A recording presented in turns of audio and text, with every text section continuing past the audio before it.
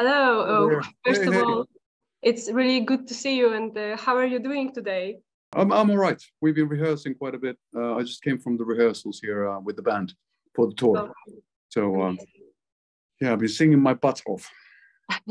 Yeah, and speaking of rehearsing for the tour, your last gig with him was in 2017, if I'm correct. And how do you feel about going back on a proper tour in 2023? I'm excited. It's the sort of positive kind of nervousness, I guess. It's been a while, but then again, I have been at it for a while too. You know, I did tour with him for about 25 years, so I think it should feel familiar and it should feel comfortable.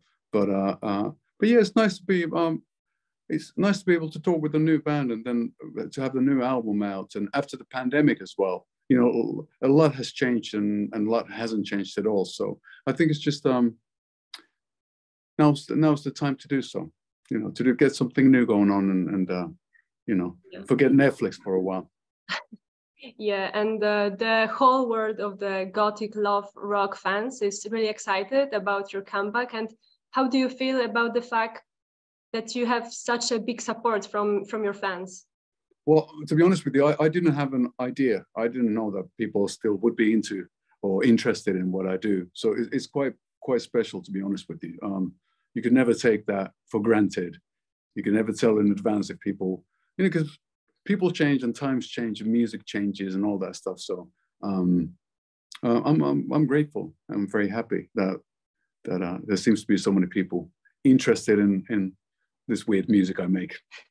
Yeah, for sure. And do you feel maybe any pressure, or are you afraid of anything in terms of your new music and the meeting the fans again? No, really, because once again, I've done the music in a way, you know, it comes straight from the heart. It's very me, and it's very. If you don't like it, that's fine. You know, people don't have to like everything, but that I do. But I do like it. Oh, thank you very much. But I think he has a lot of similarities. If you like him and if you know any of the hymn stuff, the album will feel very familiar, because at the end of the day, I did write most of the hymn songs and I sang for the band, so there's a lot of similarities. But no, I think that the biggest pressure was the pressure I put on myself, you know, working on the album, because of course when you work on music, you want to or anything creative, you want to find new avenues and new sounds and new vibes and feelings and emotions and atmospheres. So it has to, you know, I'm not a huge fan of repetition, you know, doing just the same old. So that was the pressure I was under, sort of trying to find something new after all these years, you know, something new in music. And I had great times doing the album. It was a stressful time and quite exhausting at times. But then again, I think the best things are, you know, you need to hurt a bit to feel good.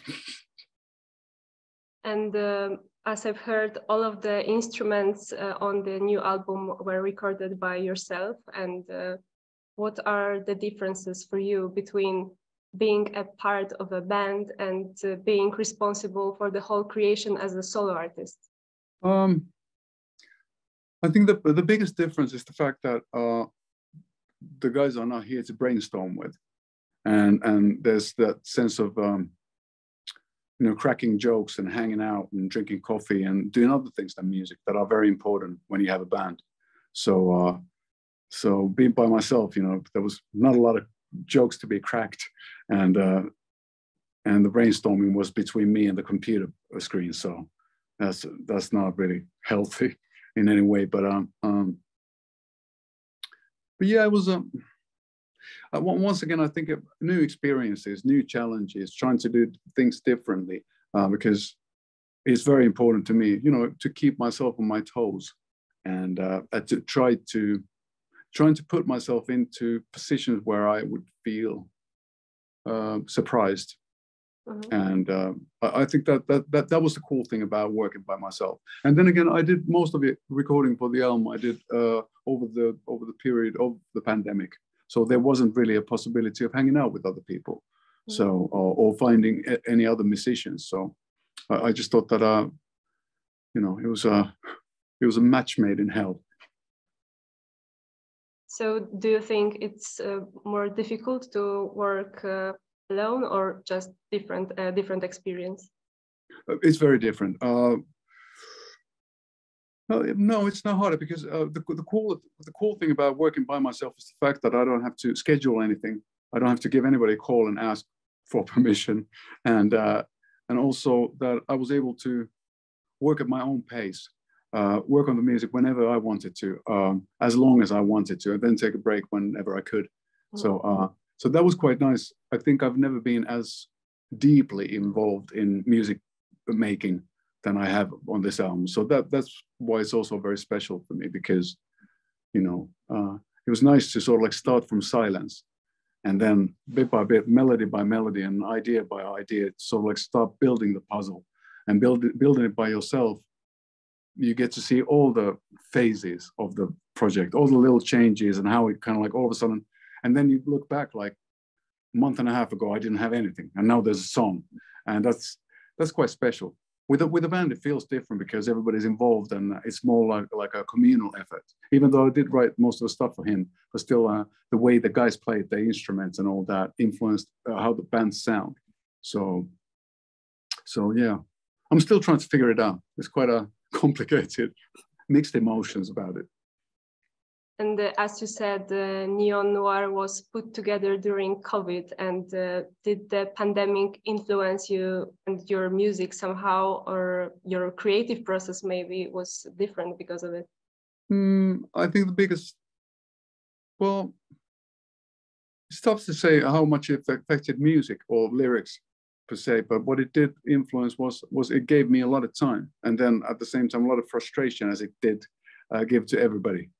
Globally speaking. So I think that maybe the lesson I learned from COVID, and from not necessarily COVID in itself, but from the time of the pandemic, was the fact that I was as depressed and as desperate and felt as bad as everybody else.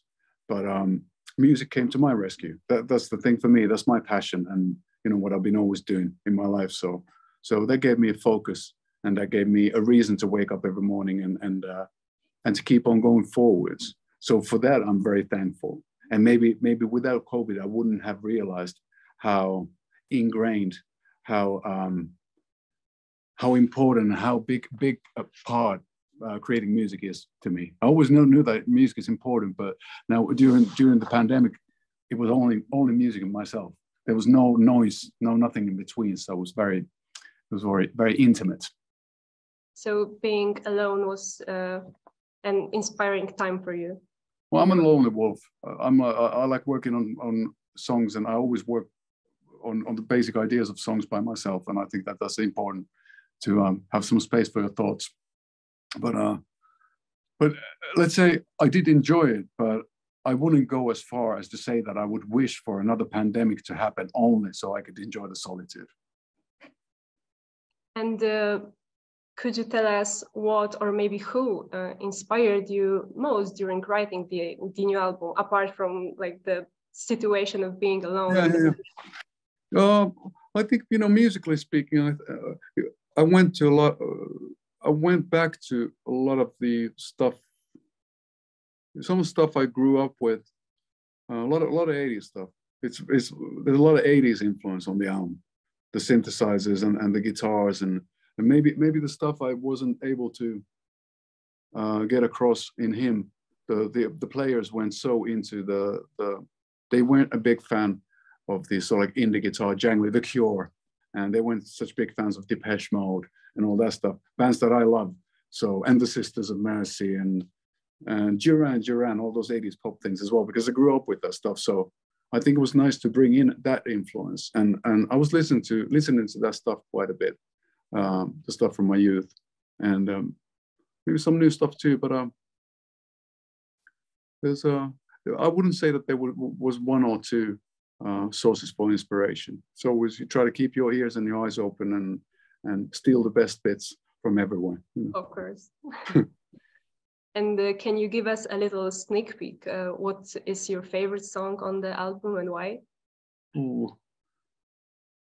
Well, at the moment, I'd say it's probably the title track, Noir, because it's the first song I think I worked on it in 2021. I started working on it, and that was the song that it gave me the album title, but also it gave me sort of an idea how the album should sound. And I think that in that song, all the different aspects of the music came together nicely. It has that rock vibe, but it's quite sentimental, and there's a melodic part to the song that's very ethereal, like Cocktail Twins, sort of like very dreamy and shoegazy and beautiful.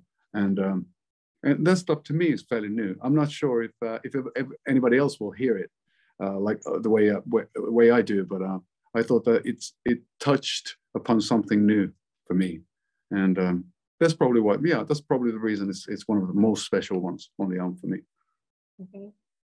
And I've seen you live once with him around, I think, 2013. And it was a really good show. And I can't wait to see you again with your solo material. And can you tell us what can we expect from your new performances? I don't want to brag in advance. It sounds amazing. It sounds really good. The band is a bit different than... I didn't want to get together a band that would be a copy of him, like a carbon copy at all, because it wouldn't make any sense. Him is and were an important part of my life. You know, I spent maybe 30 years all in all with the guys in him, and so it's been way more than half of my life. And even though it was a beautiful time, you know, I don't want to repeat it. So it's good to try different things out. I've found myself musicians that are maybe a bit more from the indie scene, maybe a bit more from the Queens of the Stone Age, Smashing Pumpkins scene than a metal scene per se. And I thought that fits perfectly the new album as well, and the sound I was looking for the album. So there's more Smashing Pumpkins than Megadeth on the album, feel-wise. And but anyway, the tour we're going to be playing most of the new album, but we're going to be playing most of the more familiar songs by him as well. It's going to be 50-50, and it's going to be zigzagging between the old and the new. So I think that makes the most sense, and it sounds the most sort of like refreshing, at least to my ears. So it won't be, even if you don't like the new album, there's going to be a lot of good songs from the past. So yeah, I don't know, you know, we're still working on the show and the lighting and all that special stuff, so it remains to be seen. But I think it'll be good. You know, we're not playing huge places. We're playing clubs and bigger clubs and smaller clubs, and I like the fact that the tour will be quite intimate. It's nice. I think the best gigs happen when you can smell the audience. So enjoy like being in a little smaller venues. Yeah, and be close to people. You know, it's festivals and stuff like that. They're nice, but they do lack intimacy. Mm-hmm. The sort of like the sweat and the sort of like the sense of a communal celebration. Like it's a party for all of us, you know. But yeah, it's only a few weeks away, so it's quite interesting. We're playing the first gigs in Helsinki on the 13th of January when the album's coming out. So and rehearsing quite a bit before, but it sounded good. And the hymn songs sound great too. And yeah. But I'm sure it's going to sound great. Who am I to say? You know, at the end of the day, you know, I have a good feeling about it, and it sounds, yeah, it makes sense in my musical world. It has a good feel to it, and it sounds fresh, and I think it sounds bigger and more elaborate than him. We're using a bit of backing tracks for keyboards, and we have 2 guitar players in the band as opposed to 1. So the whole vibe will be a bit different, and I think it's good because I'd rather not have the audience comparing, you know, him between the new stuff, because of course they will maybe say that, you know, this or that gig was better, but it's a different project. It's by the same guy playing some of the same songs, but it's the new me, I guess. Is there any country or venue that you are really looking for some reason? all of it, to be honest with you, because I didn't. Just a few, like after him disbanded, I didn't have any idea whether there would be future for me in music. I didn't, because I always trust my instinct and go with my gut. So there was no big plans or anything like that. And that being said, I've been really surprised about all the interest and all the sort of like the attention. So so I think one gig at a time, one country at a time, and try to make it work the best I can, and perform the best, and play the best songs and do all that stuff. The opportunity of doing the whole thing is quite special. So it's not about a single country. I think there'll be a lot of familiar faces in the audiences, and there'll be actually a lot of familiar clubs and venues. So it's going to be cool, sort of like nostalgic and new at the same time. So I'm sure it'll be a wild year. So my last question is, do you have a special message, few words maybe for the Polish fans that are waiting for you? Well, I'm not a big of a messenger, but I'd like to remind everybody to be kind to their parents, since it's the time of Christmas, and it's a great time for us musicians to recharge our batteries, because it's the only time of the year when there's no gigs.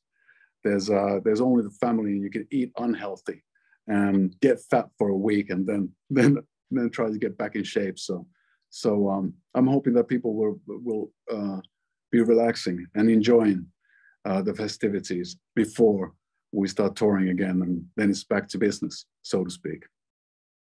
Thank you. It was a great pleasure talking to you, and I hope you have some time to relax before the tour also, and have a great Christmas. You too, and Happy New Year. For you, thank you. Thanks a lot.